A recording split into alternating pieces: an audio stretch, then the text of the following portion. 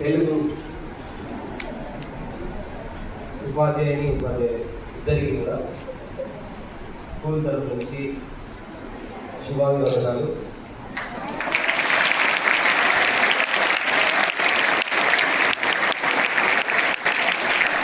ఈరోజు ఇంత గొప్పగా జరుపుకోవడం మనందరికీ అర్థం.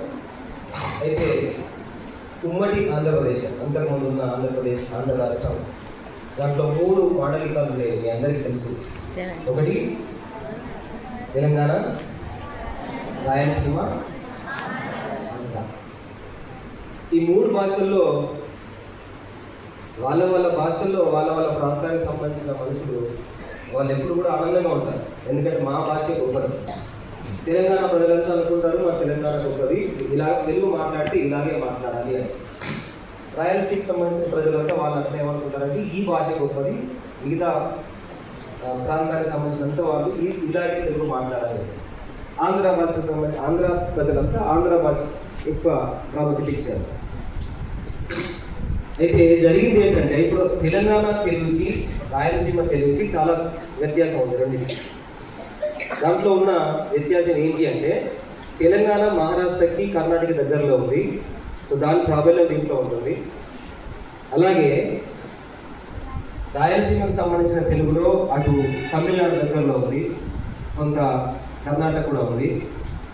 సో వాటి ప్రాబల్యం వీటిల్లో వచ్చింది కాబట్టి తెలుగులో ఉన్న కొంచెం లోటుపాట్లు ఏమైనా ఉంటే అక్కడ కొద్ది గొప్ప కనిపిస్తాయి. మరి ఎలాంటి లోటు లేని భాష తెలుగు భాష అంటే జనరల్గా అయితే సామాన్యంగా మనం చూస్తే అది ఆంధ్ర రాష్ట్రంలో ఉంది ఒకప్పుడు.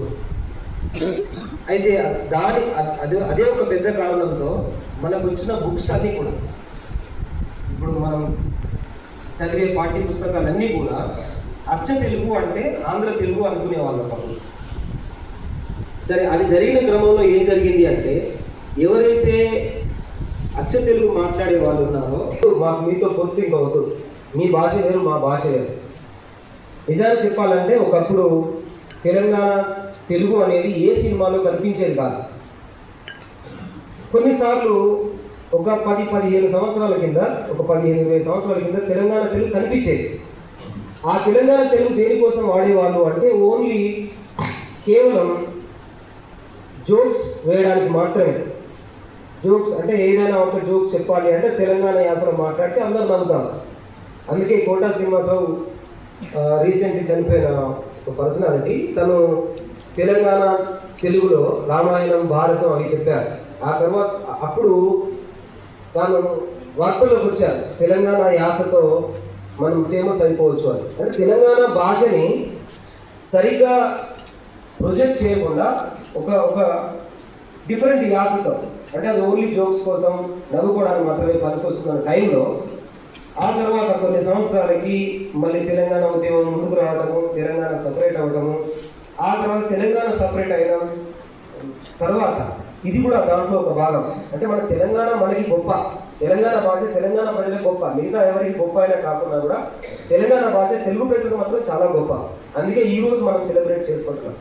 ఈరోజు ఏ సినిమా తన హిట్ అయిన సినిమా ఏంటి?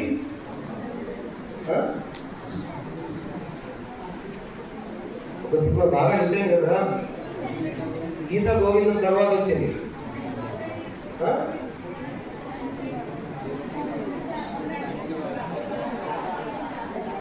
కాదు,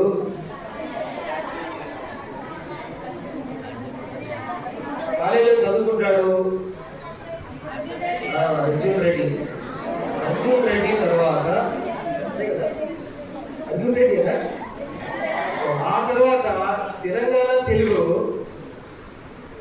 ఎంత ప్రాముఖ్యత పెరిగింది అంటే మిగతా అన్ని సినిమాల్లో ఆంధ్ర నుంచి వచ్చిన హీరోలు కూడా తెలంగాణను వాడటం స్టార్ట్ చేశారు, తెలంగాణ భాషని ఉపయోగించడం మొదలు పెట్టారు.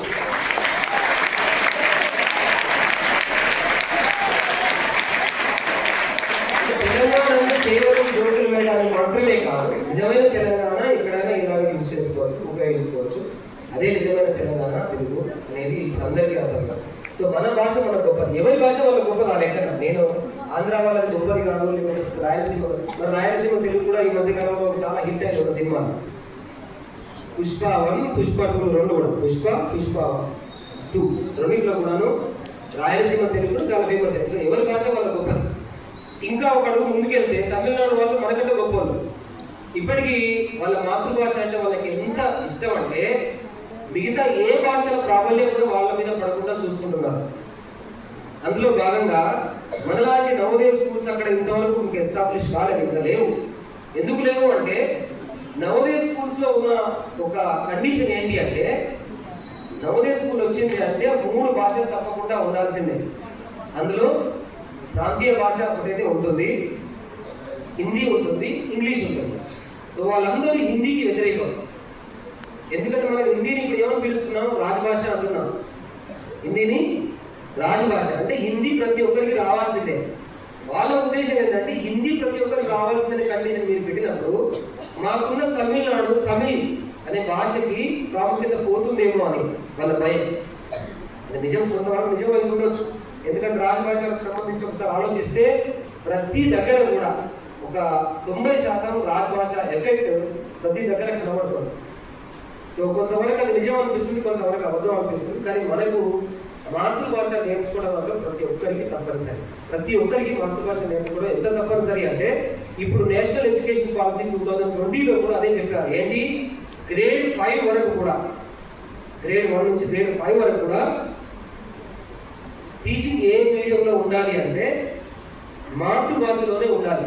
మాతృభాష అది కూడా లోకల్ భాషలో గ్రేడ్ 5 దాకా నేర్పించాలి పిల్లలకి. ఎందుకంటే మాతృభాష అంత స్ట్రాంగ్గా మన మైండ్లో నాటుకుపోతుంది. అమ్మ నేర్పించే భాష ప్రతిదీ మైండ్లో అలా నిలిచిపోతుంది. అందుకు మాతృభాషకి అంత ప్రాముఖ్యత మనం ఇస్తున్నాం. ఒకసారి మాతృభాషలో మీరు పర్ఫెక్ట్గా ఉంటే కనుక మిగతా ఏ భాష నేర్చుకోవడం అంటే చాలా చాలా ఈజీ అయిపోతుంది, చాలా సులభంగా మనం నేర్చుకోగలం. అది మీ అందరికి అర్థమైతే ఈ రోజు మనం సెలబ్రేట్ చేసుకోవడం అర్థమవుతుంది. Right, with these words once again I would like to congratulate Telugu డిపార్ట్మెంట్కి ఒక్కసారి మళ్ళీ వాళ్ళందరినీ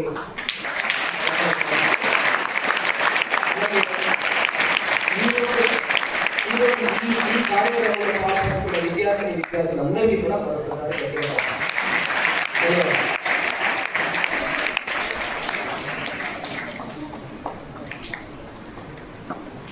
సారు తెలుగులో మస్తుగా చెప్పింటే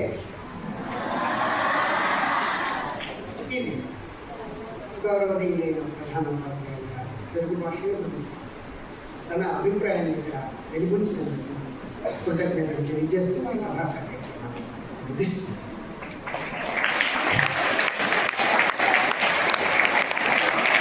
తెలంగాణలో చెప్తే మా ప్రిన్సిపాల్ సార్ తెలుగులో మస్తు మాట్లాడిండు, మంచిగా ఉన్నది సార్.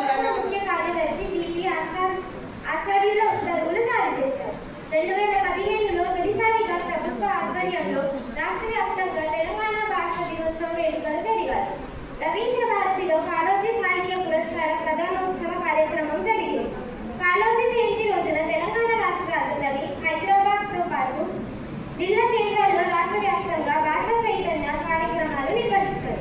ఇందులో భాగంగా పాఠశాల విద్యార్థులకు తెలంగాణ భాషపై చర్చాగోష్ఠులు, వ్యాస రచన, ఉపన్యాస మరియు కవితా పోటీలు నిర్వహిస్తారు.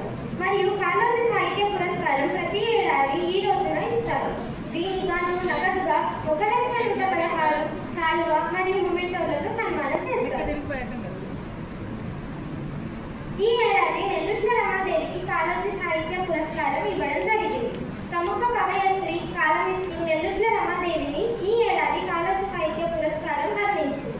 రాష్ట్ర ప్రభుత్వం తరఫున తెలంగాణ రాష్ట్ర గీత రచయిత అందేశ్రీ అధ్యక్షతన ఏర్పాటైన నిపుణుల కమిటీ రమాదేవి పేరును ఎంపిక చేసింది. దీనికి ప్రభుత్వం ఆమోదం తెలిపింది. సీఎం రేవంత్ రెడ్డి, పర్యాటక సాంస్కృతిక శాఖ మంత్రి జూపల్లి కృష్ణారావులు రమాదేవికి శుభాకాంక్షలు తెలిపారు. కాళోజీ జయంతిని పురస్కరించుకొని ఈ రోజున 9న తెలంగాణ భాషా దినోత్సవంలో భాగంగా ఈ పురస్కారాన్ని ప్రదానం చేయనున్నారు. నెల్లుట్ల రమాదేవి స్వస్థలం జనగామ జిల్లా స్టేషన్ గన్పూర్. శకుంతలాదేవి రామచంద్రరావులు ఈమె తల్లిదండ్రులు. భర్త రవకథ వేముల దేవేంద్ర. రమాదేవి దంపతులకు 2 కుమారులు. ఈమె ఆంధ్ర బ్యాంక్లో పనిచేసింది. సీనియర్ మేనేజర్గా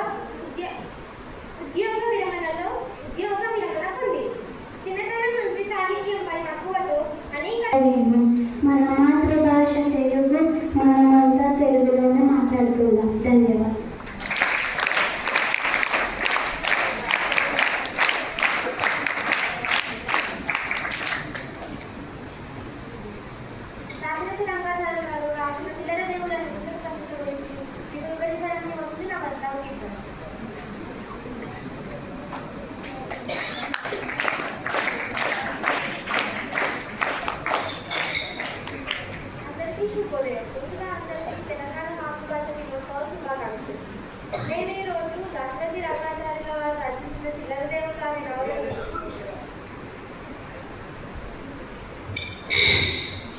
తొలి పలుకులు చెప్పబోతున్నాను.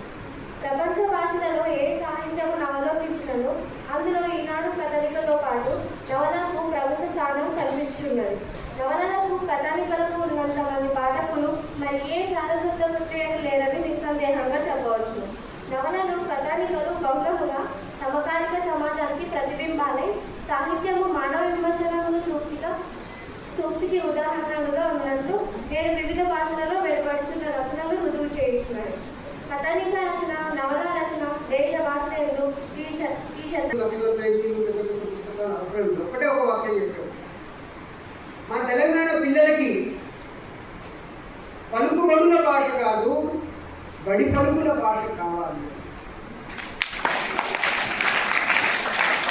వాళ్ళకి అర్థం కాలేదు, వాళ్ళు తప్పట్టుకోవచ్చు.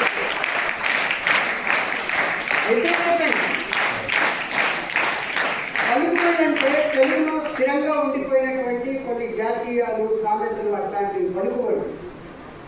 ఆ పలుకుబడులలో మీకు పాఠాలు చెప్పుకుంటే మీకు అర్థం కావట్లేదని. పాఠాలు ఎక్కడి నుంచి రావాలంటే పిల్లలు ఏ భాష అయితే మాట్లాడుతున్నారో ఆ భాషలో పిల్లలకి పాఠాలు కనుక చెప్తే అంటే బడి పలుకుల భాష, బడిలో ఏ పలుకులు పలుకుతున్నారో ఆ పలుకులలోనే పుస్తకాలు రావాలి అని మొట్టమొదటిగా తెలంగాణ భాషలో సూచించి అటువంటి పుస్తకాలు లక్ష్మీకాంత్, శ్రీనివాస రామరాజ కాళోజీ నారాయణరావు లేదా కాలన్నగా సుపరిచితుడు. ఇతను తెలంగాణ ప్రజల ప్రతి ఉద్యమం యొక్క ప్రతిధ్వనిగా కొనియాడబడతారు. ఇతను రాజకీయ సాంఘిక చైతన్యాల సమాహారం, కవిత్వం రాసిన ప్రజాకవి, హక్కులు అడిగిన ప్రజల మనిషి, ఉద్యమం నడిపిన ప్రజావాది. మొత్తంగా తెలంగాణ చలనశీలి కాళోజీ పుట్టుక సాగులు కాకుండా బతుకంతా తెలంగాణకు ఇచ్చిన మహానీయుడు. బ్రతుకు అంటే గెలుపు కరెక్ట్ బ్రతుకు, కష్టాలు రాని కన్నీళ్ళు రాని ఏమైనా రాని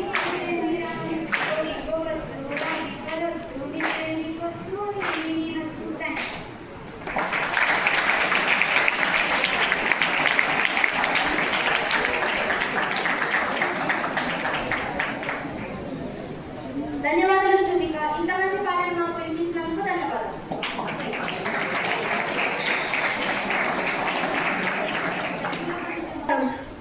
సహాయంగా చేసేది సహకారం, వద్దంటే వచ్చేది తిరస్కారం.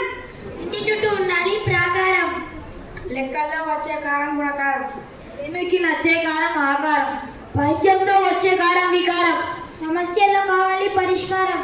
విష్ణువుకి నచ్చే కారం శాంతాకారం, శివుడికి నచ్చే కారం ఓంకారం, మేలు చేసే కాలం ఉపకారం, కిరు చేసే కాలం అపకారం, స్త్రీలకు నచ్చే కారం అలంకారం, తల్లిదండ్రులు పిల్లలపై చూపేది మమకారం, గుడింతాలలో వచ్చే కారం గుడికారం, గర్వంతో వచ్చే కారం అహంకారం, సందుల్లో వచ్చే కారం ఆకారం, ప్రయోగశాలలో చేస్తారు ఆవిష్కారం. ఇక్కడ నుంచి అందరికీ కావాల్సింది సంస్కారం.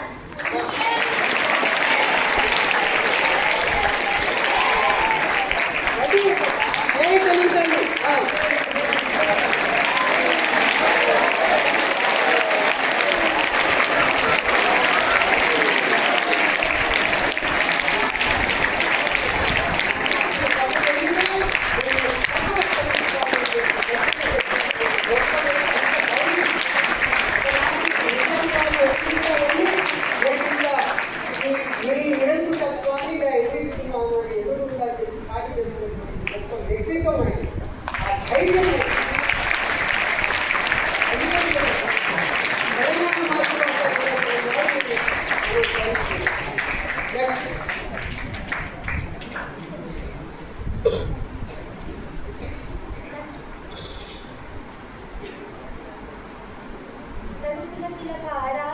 నిన్నటి ముగ్గుల ఎదరాని పాటలోని కొలటం చరణ్లో వస్తున్నారు 6వ తరగతి బాలుడు.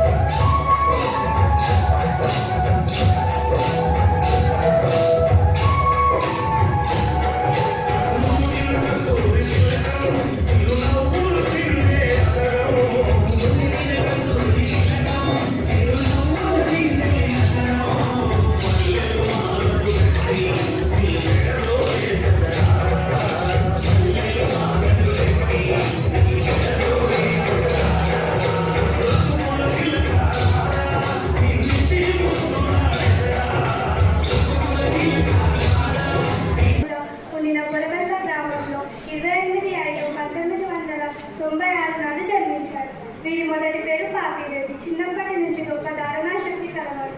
ప్రతాపరెడ్డి 5వ తరగతి చదువుతున్నప్పుడు తెలుగులో కవిత కావాలని శాశ్వత కీర్తి సంపాదించుకున్నది లేకున్నా నా జీవితం వ్యర్థము అనుకున్నాడట. కర్నూలులోని వేలాల శంకర శాస్త్రి వద్ద సంస్కృత సాహిత్యాన్ని చదివాడు. బిఏ కొరకు మద్రాసు ప్రెసిడెన్సీ కాలేజీ వెళ్ళారు. ద్వితీయ మాతృదేశం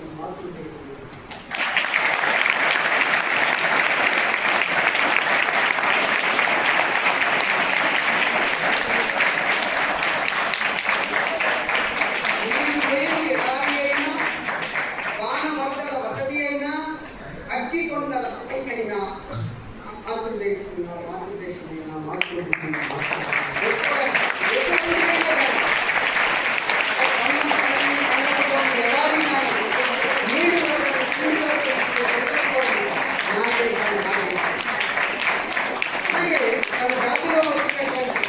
పాశ్చాత్య ధోరణులను ఆయన నిరసిస్తూ ఒకనొక సందర్భంలో ఏ భాషరా నీది ఏమి వేషముగా, ఏ భాషరా నీది ఏమి వేషముగా, ఈ భాష ఈ యాస ఎవరి కోసమురా, ఈ భాష ఈ యాస ఎవరి కోసమురా, తెలుగు వాడవు రోరి తెలుగు మాట్లాడటకు, తెలుగు వాడవు రోరి తెలుగు మాట్లాడుటకు సంకోచపడదవు సంగతేమిటిగా.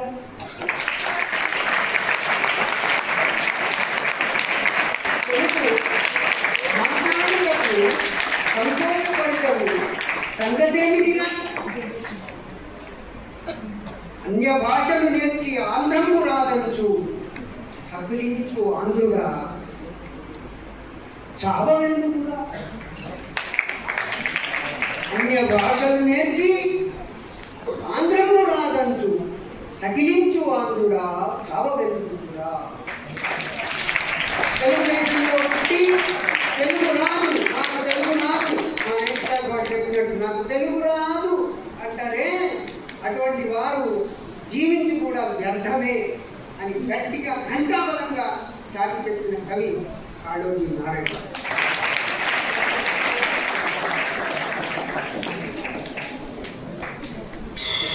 సూర్యుడు వస్తే వస్తుంది తెలుగు. నాకు ఇష్టమైన సబ్జెక్ట్ తెలుగు.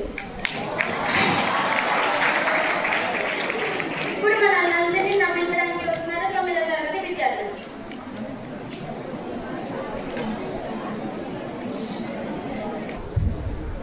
నిన్న క్లాస్ ఎక్కడ వరకు అయిందా? చెప్పిన మీకే గుర్తులేనప్పుడు విన్న మాకే గుర్తుంటుంది సార్. ఏమన్నారా? అని పెద్ద తర్వాత ఏమవుతారా? ఫ్రీ ఫైర్ ప్లేయర్ అయితే సార్ ఏమవుతారా? ఏమవుతారా? టీచర్ అయితే సార్. నువ్వురా? IAS officer.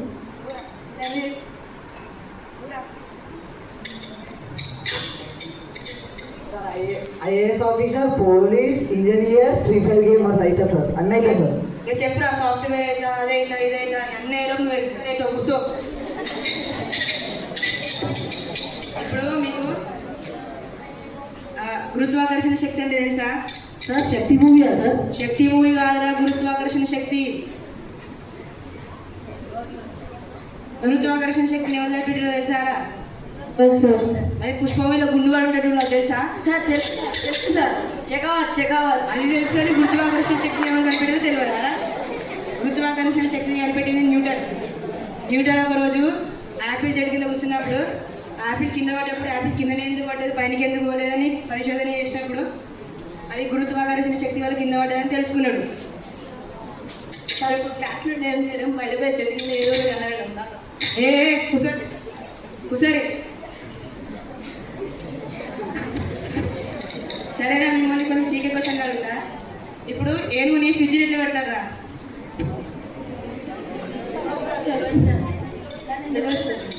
డోర్ తీసి ఏనుగుని ఫ్రిడ్జ్లో పెట్టి అవునారా? సరేరా, మళ్ళీ ఆవును ఫ్రిడ్జ్ ఎట్లా పెడతారా? సార్ ఏనుగులు బయటికి తీసి ఫ్రిడ్జ్ ఓపెన్ డోర్ తీసి ఏనుగులు బయటికి తీసి ఆవు లోపల పెట్టి ఫ్రిడ్జ్ డోర్ వేస్తారు సార్. కరెక్ట్ రా కూర్చో. ఇప్పుడు మరి సింహం బర్త్డే పార్టీ ఉండేరా ఆడిలోనే, అట్లయితే అన్ని జంతువులు పోయినాయి కానీ ఒక్క జంతువు పోలేదు, అది ఏంటిరా? తెలియదు సార్. అవును సార్.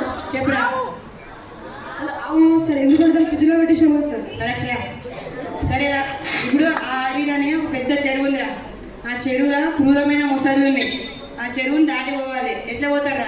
సార్ నేను చెప్తా సార్. చెప్పరా. బోట్ వేసుకొని పోతాం సార్. కాదు కూర్చో, తప్పు. నువ్వు చెప్పరా.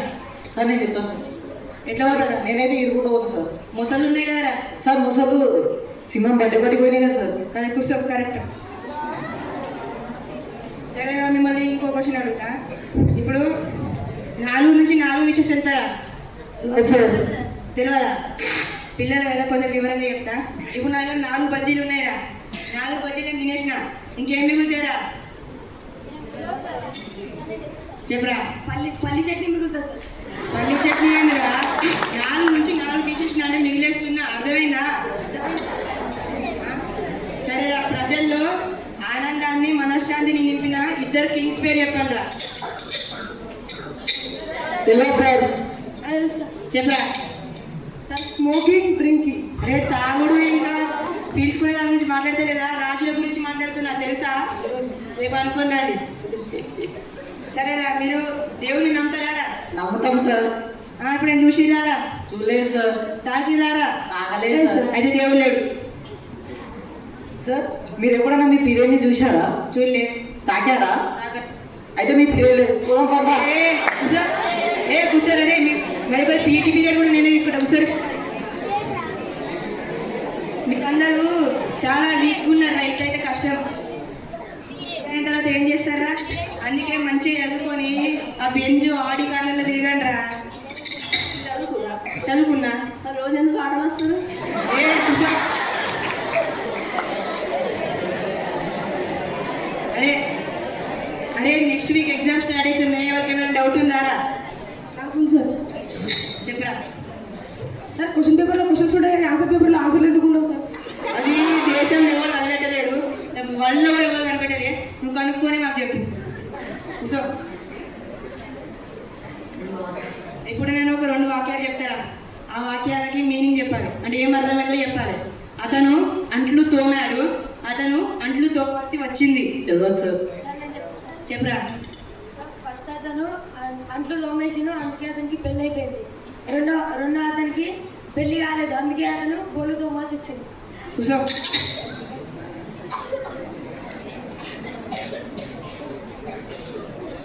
Thank you. రాయలసీమ ప్రాంతానికి చెందిన ఎడ్ల రామదాసు గారి జానపద గీతం పాడబోతున్నాను.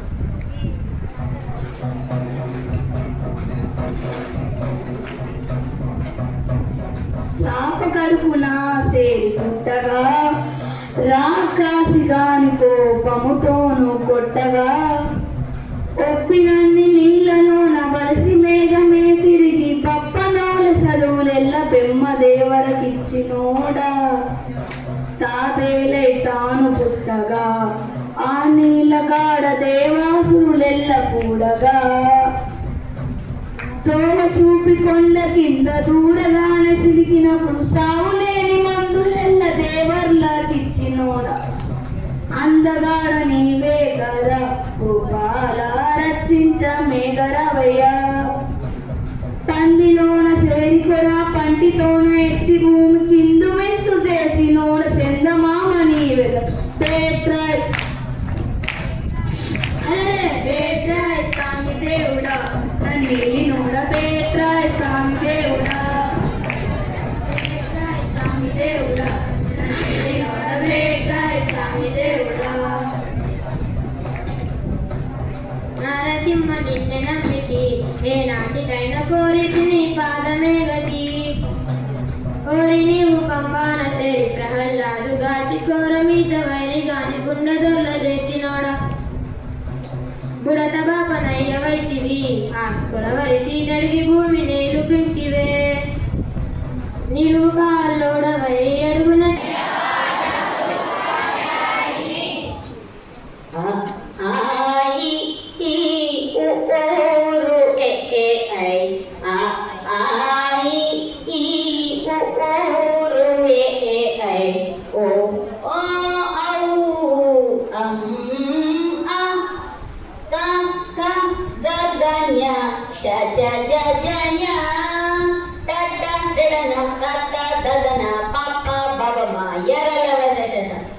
అలా అక్ష బండిరా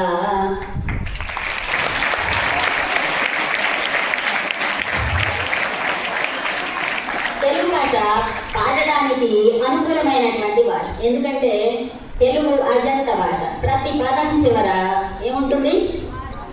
అచ్చులుంటాయి.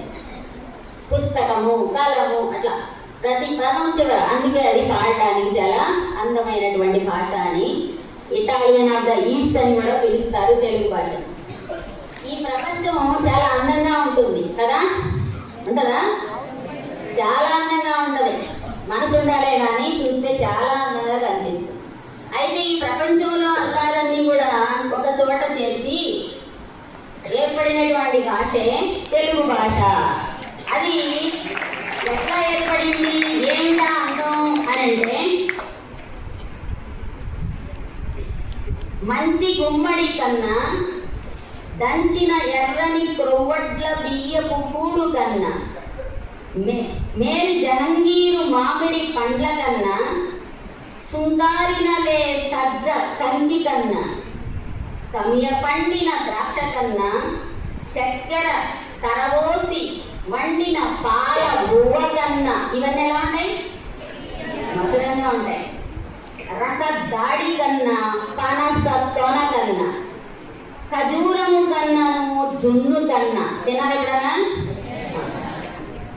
అలతి తెర తేనియల కన్నా, ఆమని తరి కొసరి పూసెడి కోయిల కూత కన్నా,